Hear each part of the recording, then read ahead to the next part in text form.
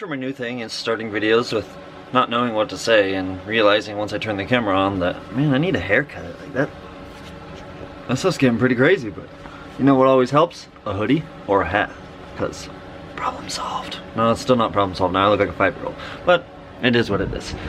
We're starting this one off with you're gonna see something that's probably not gonna make you happy. It's gonna make me happy. The Envoy looks a little different.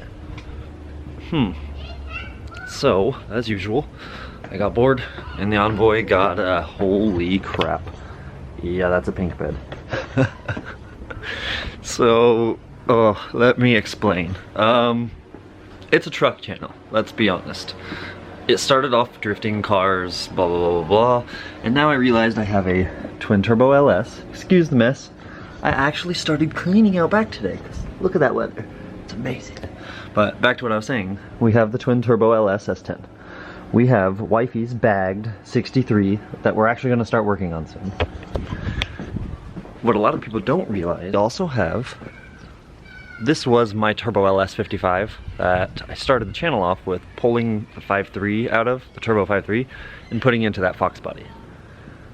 I have a old 50s Chevy chassis with motor, trans, everything. This actually runs. I could actually drive this the way it sits, which is funny enough.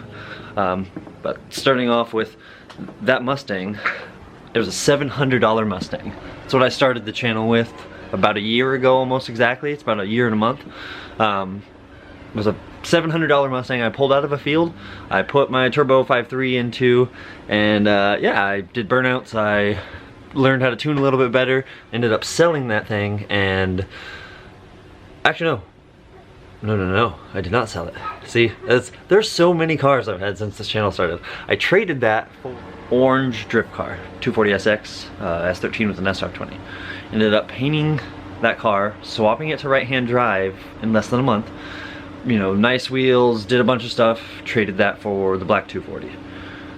Black 240 went for the JZX, JZX went for the Corvette, Corvette went for the Infiniti, Infiniti went to, oh, I sold the Infiniti actually. In the meantime, I had taken money from all these things of flipping them and getting stuff on the side, and I had built the Cummins 50 Chevy, which is actually where that stock frame came from. With the Cummins 50 Chevy, ended up selling that. That's where the crew cab came from, the K30 out there. Big Blue. We love Big Blue. My dream truck is actually where this came into play. So what we see here, LB7 Duramax. What we see over there, my Big Blue K30 1980 Chevy pickup. 4-wheel drive on 1-ton axles, etc. I've always wanted a Cummins in one of those until recently, where I started to become more comfortable with just any motor swap in general and wiring and stuff like that, because of the channel, because of doing content for you guys. I now feel confident enough to take a Duramax and put it into a K30. So what you're thinking is, oh no, another project, why are you gonna do that instead of finishing the S10? I'm not. That is not the goal here, is to stop in the middle of something and quit. The S10 is something I want to be proud of when I'm done, and I was starting to rush it for the sake of content, and I don't want to do that. So I stopped. I actually backtracked a little bit and cut some things out and started over, and I've been in the process of redoing them. We're going to be showing content more because, like I said, I actually have a Holley Terminator, I have injectors, I have everything for all my coil packs. I have seat belts, I have seats, I have harness bars, I have a fuel cell, I have pumps, I have spark plugs and oil filters. I literally have everything for that, down to the Lexan back window and new front tire. I mean, everything. I just need to put it together. So we're gonna start working back on that. Driving this in the meantime, which we're going to go over this in a second and explain how I actually managed to trade the Turbo Envoy for a relatively decent Duramax. This is what I do. I mean, we've turned into a truck channel, obviously. There's 4 trucks here. I mean, technically there's a 5th if I was to get an old rat rod body and drop it on that frame like I had planned. I just, that's a maybe. We'll see when I get some extra time and some extra money. Like I said, traded the Envoy for this guy last night, and I learned my lesson of always bring my camera with me. Figured this was just a drive there, exchange titles, check this thing out, drive it home, you know.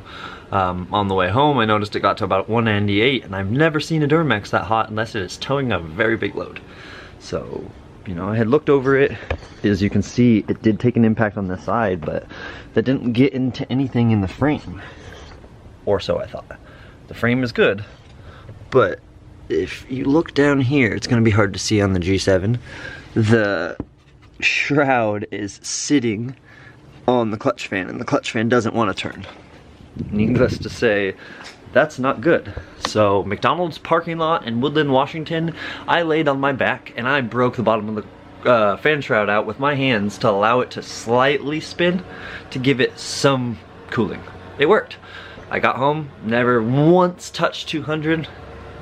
Was pretty stoked on that. Terrified of myself, actually. One of those, I listened to the person that I got it from, and it, you know, it had new injectors and blah blah blah. Well, it definitely hazes it idle after it's warmed up for a little bit. Injectors on an LB7, it's a thing. I'm actually interested in getting into this and diving into this, so I'll buy injectors and put injectors in. I had an LB7 before, and it was just, I felt like it was over my head. And I just was not comfortable doing anything like that, and now I am. We're gonna go ahead and start pulling this broken bumper off and some of the sheet metal, and then we'll finish this oil change up. I actually gotta hear this thing and probably do a burnout, because I do a burnout in everything. So let's go ahead and start pulling this all apart. Waiting for my GoPro mount to come, because the dogs of course managed to get up on the table somehow and eat it, so the GoPro is going to sit on top of the jack handle like that for this. So we're going back to the roots here of super low budget filming, and yeah, let's get out of this Rambletron and get into some work, and then we'll start going over this thing a little bit better after I get this bumper off and we can inspect some of the damage.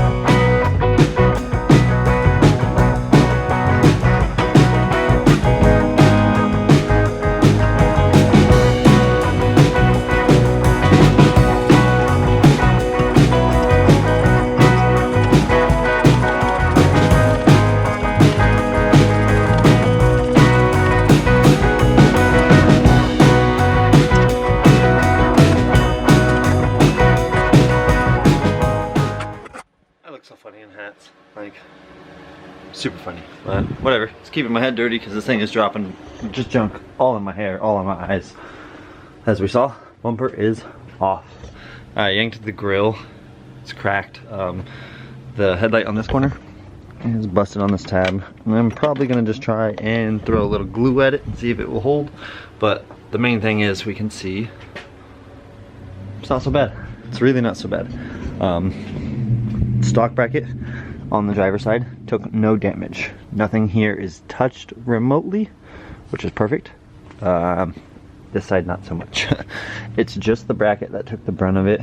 I popped this weld so I could bend it back flat. My level did sit on it. Here we can see the gigantic Earl's transmission cooler for the built ATS transmission. These are just ridiculous, like hydraulic lines are crazy. That's why this transmission would not warm up on the freeway. But this bolt may have bent. It may look like this is tweaked a little. It may just give that a nice couple of tappy boys of the hammer. But what I'm thinking I'm gonna do here actually is run an axle strap through right here, and then I'm going to hook that up to one of the D-rings of the K30, and I'm going to just lightly back up and give it a little tug, get that fixed. So go ahead and go through, make sure everything is sitting back where it was. I haven't messed with anything. I am gonna clean. Said it got driven often. I think that means it didn't get driven often. So I'm gonna clean these out real quick, vacuum everything real fast with the shop vac, and then we'll go ahead and, yeah, go ahead and grab an axle strap, a ratchet strap, fire this thing up, and then we'll get it out to the K30 and do some pulling.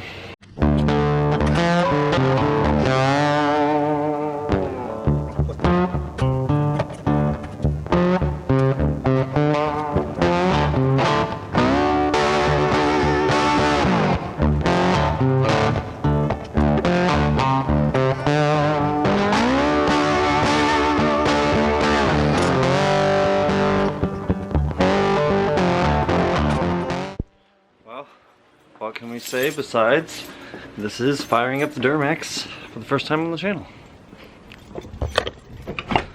I'm nervous. Oh, let's get the edge monitor plugged back in because I tucked the wiring. A lot better than having a big mess of wires all tangled in there. Let's see.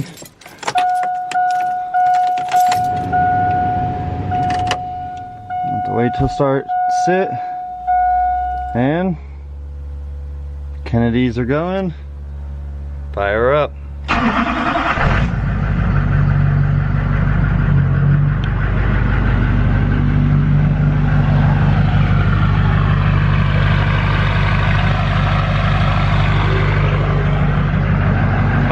Straight pipe, built ATS transmission, huge transmission cooler, rare parts tie rods so we don't have little dinky guys up front. I mean, it's a great start for either a front end swap or K30 has some good stuff coming its way. But let's let this thing warm up a little bit. I got a toe strap set up. I don't know how hard or how good you're gonna be able to hear me with how loud this is, but I got a toe strap or an axle strap set up right there. I got a D-ring ready over in the actual part of the bumper on the K30. I'll get you guys set up in a nice little spot and we're gonna do a little bit of bump, bump, bump, bump, bump. Just enough to straighten that bolt. Here, I'll show you guys again. All I want is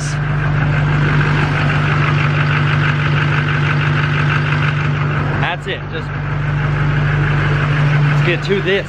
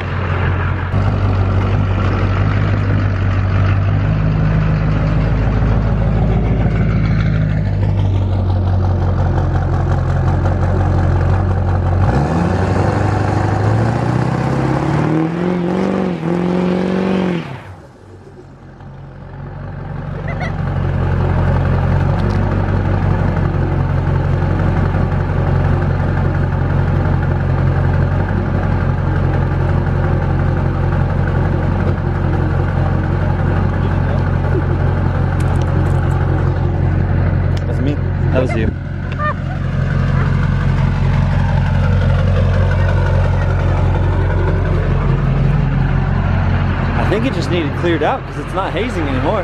So, poke it around a couple things and then we'll end this thing out.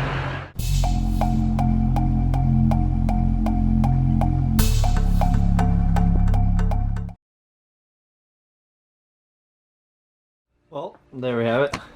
That would be the first LB7, first Duramax, and yeah, first real diesel that we've had. We had the 12 valve on the channel, but I didn't do anything with that truck. It was a body swap. It was still a Dodge with an old Chevy body on it. So no biggie there. Is this going to be the dream drivetrain setup for the K30? Most likely. I cleaned up the front end decently. Let's see if it will focus in on this. It doesn't look that bad actually, but I don't know. You guys tell me what you think I should do. Do I get another bumper bracket? I actually went through and just busted that one off. So do I make another bumper bracket or buy one or salvage one or whatever and get it to fit? Because I could probably then just get a new front end and just bolt it all on. Everything is back to where it basically wanted to go. So we're all good there after some tugs and some burnouts. I yanked the crew cab backwards across the ground, so I kind of forgot what 1,000 foot-pounds will do.